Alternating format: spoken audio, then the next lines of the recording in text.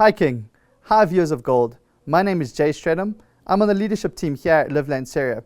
It's so awesome that you would join us for this time together. Yeah, we were started in 1991. Jean Stewart was a nurse and Yvonne Jacques was a pastor. They started up the road from us and they just saw during apartheid that black people really needed a lot of help and a lot of care, so they went undercover and they came out into this area and really started forming relationships and helping people. A lot of people were dying of HIV/AIDS at the time, and so they started a small hospice for these people.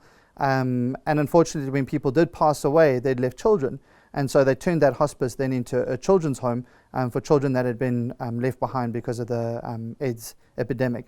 And so, the project just continued to grow and the needs never stop. And so the project has grown into what it's being today.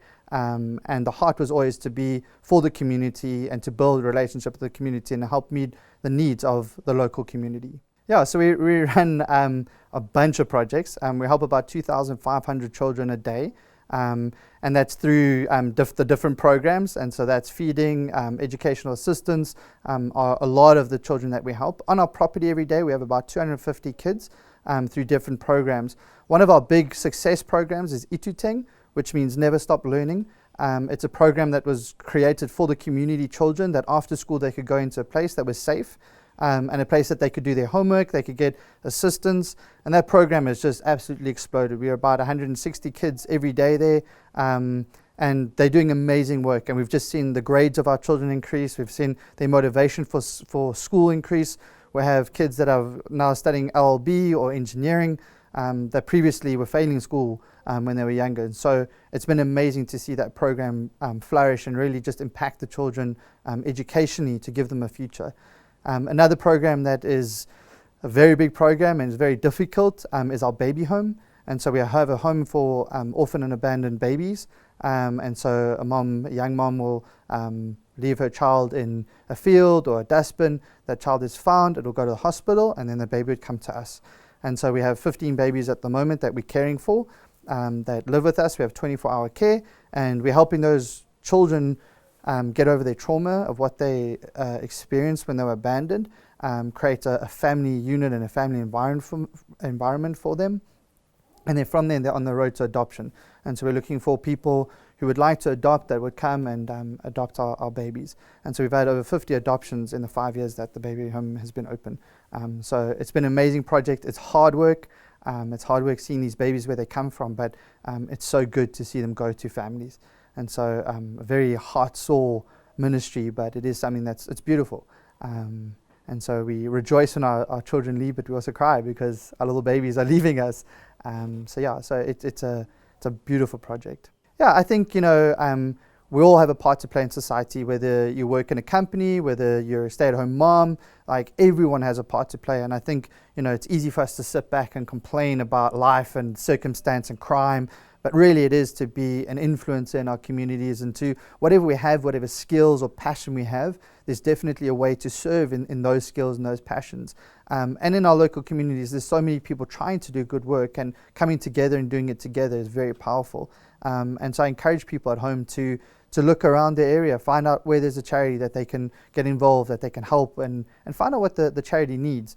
Sometimes we have people who want to give you something that you couldn't use. But it's really going to other organizations saying, hey, what are your needs? Like, how can I help you? And then being there to serve those organizations, because we'll never have enough staff. We'll always be short staffed. We always have more needs, and our community is desperate, And so I think for all viewers is to not just sit back and think, well, it's the country's problem. It's not, it's ours. We are society. We are what makes up society. So I really want to encourage people and inspire people to get involved locally. And join hands with people who are already doing great work. Yeah, I think I've always been interested in pandemics and what would it look like if the world broke down and services stopped. So I do think it's something that's interested me for a long time.